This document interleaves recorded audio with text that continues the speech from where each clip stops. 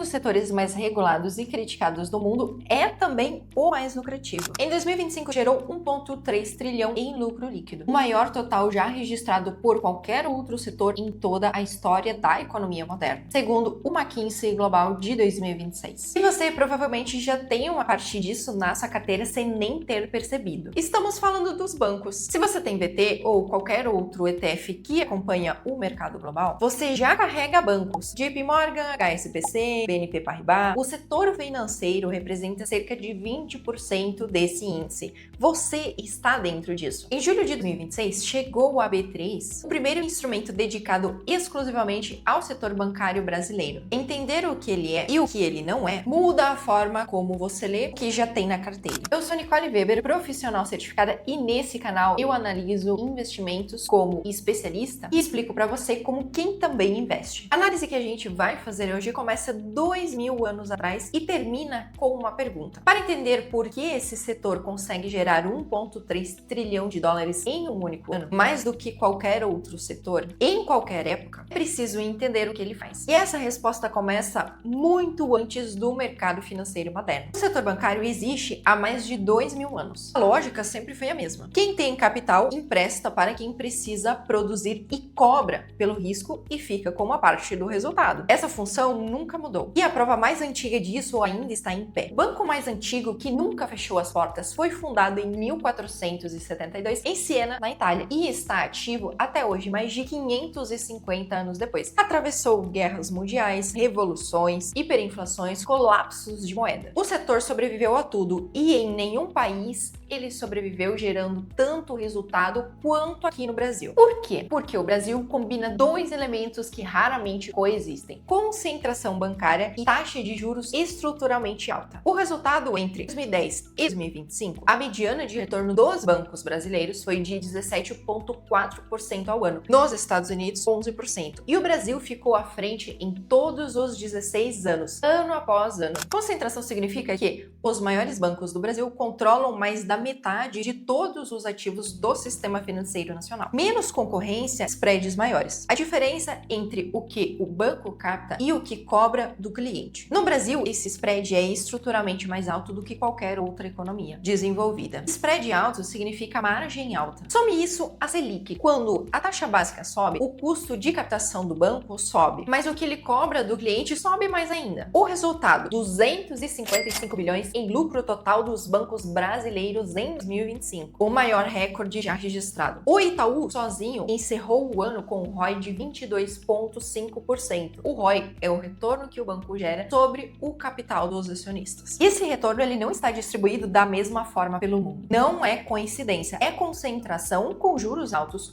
operando há décadas no mesmo mercado, com as mesmas instituições. Mas esse resultado ele existe em uma versão específica e quem investe globalmente já está dentro do setor bancário, só que em uma versão completamente diferente. Quem tem VT já carrega bancos. O setor financeiro representa cerca de 20% do índice. Um quinto do investimento está em JP Morgan, Bank of America, HSBC, BNP Paribas, não como uma escolha ativa, como consequência de comprar o mercado global. Mas esses não são os bancos que acabamos de analisar. Esses são os bancos do mercado global, regulados com maior concorrência e spreads estruturalmente menores. São sólidos e são relevantes, mas operando em condições muito diferentes dos que geraram 17,4% de ROI por 16 anos aqui no Brasil. Os bancos que entregam esse resultado têm peso mínimo no índice global. O Itaú, o Bradesco, o BTG, o Banco do Brasil representam uma fração mínima do índice global. Não porque eles entregam menos, mas porque o VT ele pondera pelo tamanho de mercado, não pelo retorno. Quem investe em VT tem exposição ao setor bancário, não tem uma exposição concentrada ao setor bancário brasileiro. E acessar esse recorte de forma estruturada não era simples. Até julho de 2026, quem quisesse exposição específica ao setor bancário brasileiro precisava montar a sua carteira ativo por ativo, escolher as ações, definir as proporções, rebalancear manualmente. Não existia na B3 nenhum instrumento indexado com esse recorte específico. Em julho de 2026, chegou à B3 o primeiro ETF exclusivo do setor bancário brasileiro. A maioria dos investidores leu como diversificação e essa já é a pergunta errada. Em 13 de julho de 2026, a Investo listou na B3 o BNKS11, o primeiro ETF dedicado exclusivamente ao setor bancário brasileiro. Antes disso, um instrumento com esse recorte não existia. O BNKS 11 replica o Índice Brasil Bancos B3. Ele é um índice de retorno total, os dividendos não são pagos diretamente ao cotista, eles são reinvestidos automaticamente no fundo. A composição reúne 5 instituições principais: Itaú com 23%, Bradesco com 21%, BTG Pactual com 19%, Banco do Brasil com 19% e Santander com 11%. A taxa de administração é de 0,50% ao ano. 5 bancos, um setor, um país. E aqui está o que muda a análise inteira. O BNKS 11 ele não é diversificação. Um ETF de mercado amplo diversifica o risco em centenas de empresas, setores e países. O BNKS 11 ele concentra em 5 bancos principais, em um único setor, em um único país. Quem tem VT, quem tem renda fixa e quem já investe em ações de bancos individualmente, o BNKS 11 traz resultados completamente diferentes. E entender essa diferença é o que separa